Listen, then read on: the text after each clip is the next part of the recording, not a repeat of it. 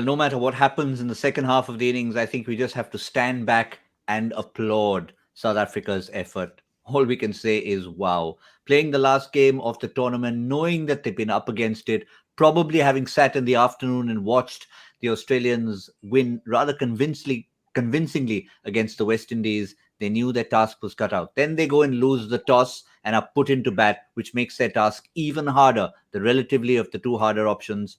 And they've put 189 for 2 on the board. Rassie van der Dussen, 94 not out of just 60 deliveries. And Aiden Markram, 52 of 25. The England bowlers, other than early success for Moeen Ali and one more for Adil Rashid later on, really did not have anything to write home about, particularly two impact bowlers. One, Chris Woakes, who's always been among the wickets. The other, Mark Wood, who's come into the team in place of Tymal Mills. Well, let's try and assess that score. And we'll also give you the numbers that South Africa need to keep England down to try and qualify, and also a particular number to throw England out the tournament. That still is possible. On Cricbuzz Live, Dinesh Karthik, Zaheer Khan join me. Who would have thought that we'd even theoretically be talking about England, a possible exit? Very far-fetched, but they haven't qualified yet. Well, but one shouldn't focus on that for sure. But I think great game to watch, and great intent shown by South African batters. There's no doubt about it. Rassie van der Dussen, particularly using his feet to fast bowlers as well, putting that pressure. Interesting stack up of overs by Owen Morgan, and we're touching upon that in the Cricbuzz com box as well.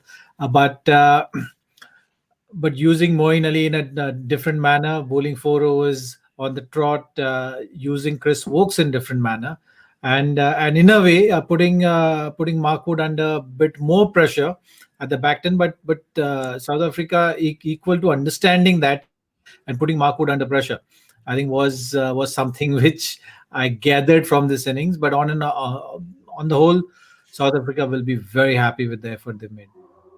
They certainly will be, DK. And just have a look at this scorecard. 94 of 60 balls from Rassie van der Dussen. We know he's been a class player along, but he doesn't quite strike you immediately as a 94 of 60 kind of player. He comes there, he lets the others hit around him, and he plays a more correct game. Today he played the situation and played it really well.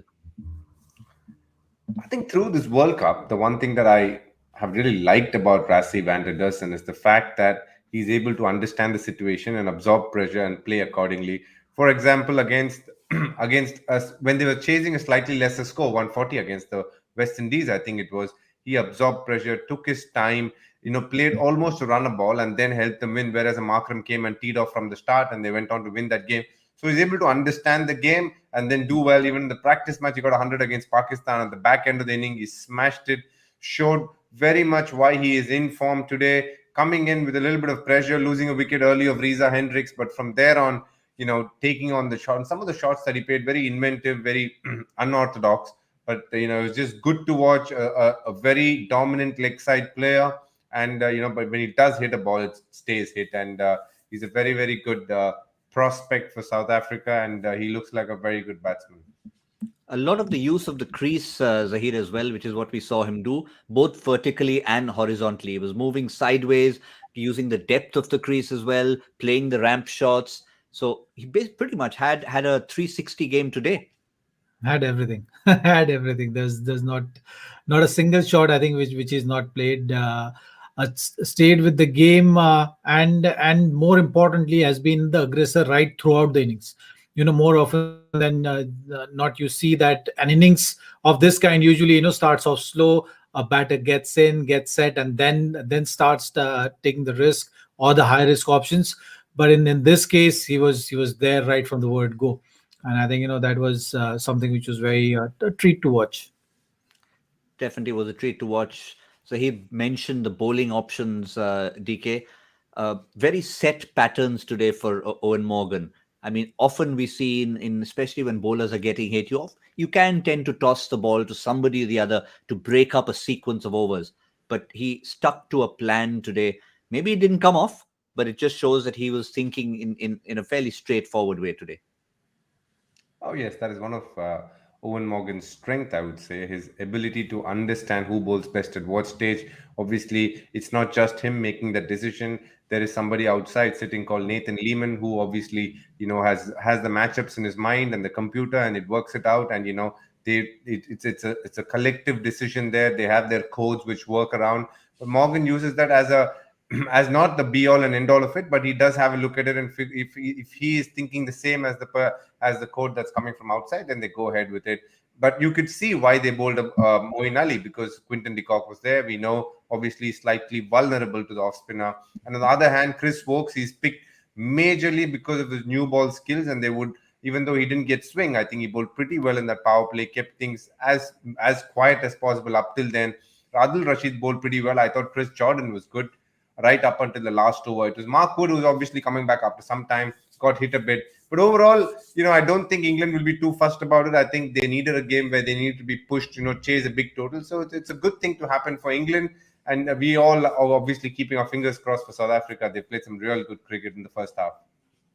What their bowlers will know, Zaheer, though, that generally we try and keep an eye out for the mid-innings as to how much dew has settled in.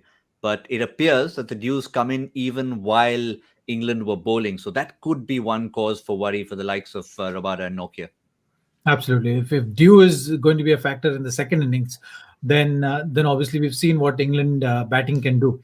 And if there is no help for your wrist spinner and the left arm spinner, then the matter can get worse for South Africa. But if dew is not a factor, then I think whatever we've seen so far in the tournament from this South African bowling lineup, you'll see Rabada steaming in, you'll see Henrik Nortje steaming in, clicking those 145 plus, and it'll be a good contest. And so far, England batting has not been challenged in this tournament. That one thing also we have to wait and see how this bowling attack takes them on, and how English batters are going to bat, because it's a big total now. So usually you've seen English batters have that aggressive approach, no matter what the situation of the game is. Now the situation of the game is actually demanding you to be aggressive. That makes it easier, but also the pressure of chasing. Is it going to play on English batters' mind at some stage? The wickets falling, are they going to have to adapt to the Sharjah conditions? Because this wicket has played differently, possibly the best what we've so far seen in the tournament from this track. So that is something which we'll have to wait and see. Yeah, they're not obviously going to be concerned. I mean, the first figure we talked about is 131. Now, the 131 concerns South Africa themselves. If they keep England to less than that, then they go through along with England into the semi-finals. If England, however, don't end up getting 80 or 85, I believe it is, then, of course, England are eliminated. That's not a figure we expect to happen, DK. So England's first target will be whatever happens, let's cross that. Then it doesn't really matter. Then we're just trying to win the game. Whether or not it's one South Africa or Australia who get through should not concern them too much. No, I think England wouldn't be looking at any number. They would want to chase down 190. I think that's their attitude.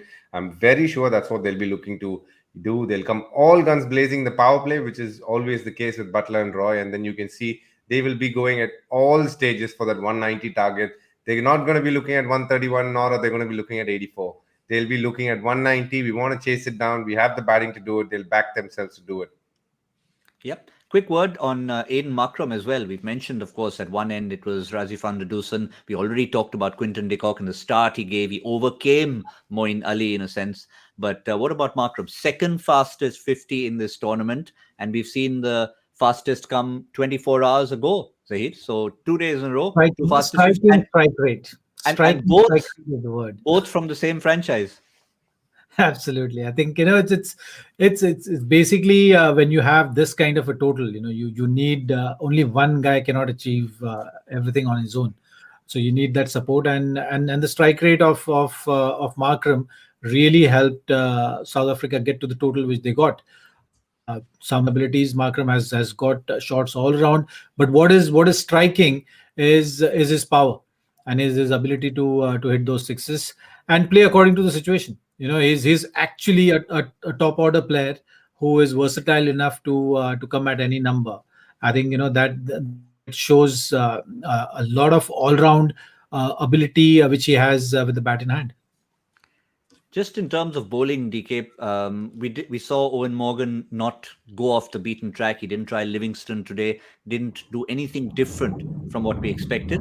What about South Africa? They've tended to use Markram a little bit early on. They've of course got tourist spinners. If there is due there, how do you reckon they will play with their different weapons? I think obviously Markram won't be an option because two right-handers are opening. So, I don't think Markram will be bowling much until Morgan and Moeen both are at the crease. Then we will probably see a Markram. But other than that, I don't see them bowling.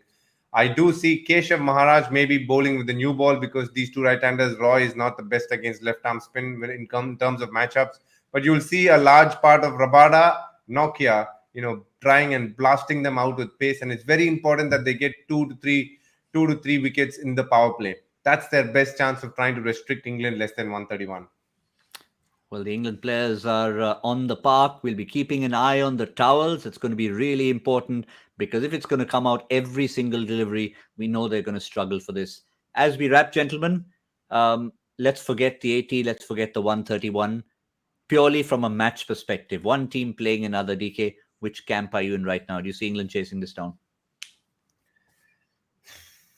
Great question. I think no, I think South Africa have a better chance of winning it. Fair enough, Zaheer. Even with the due factor, I think if you just look at the game and not really look at where South Africa is at on the table, I think South Africa has got better chance of winning. Just looking at the bowling attack as well, I think they have all-round bowling attack to defend this sort of a total. Well, whatever happens, it's going to be a challenge for England, knowing that they've got a semi-final coming up. Are they going to try a few new things in terms of, say, a Livingston getting a bit of time with the bat? They wouldn't mind that. All in all, a big chase coming up. Should be some fun in games. We shall see you at the 10th over to assess the halfway point of their chase. And that's all we have for now on Cricbuzz Live.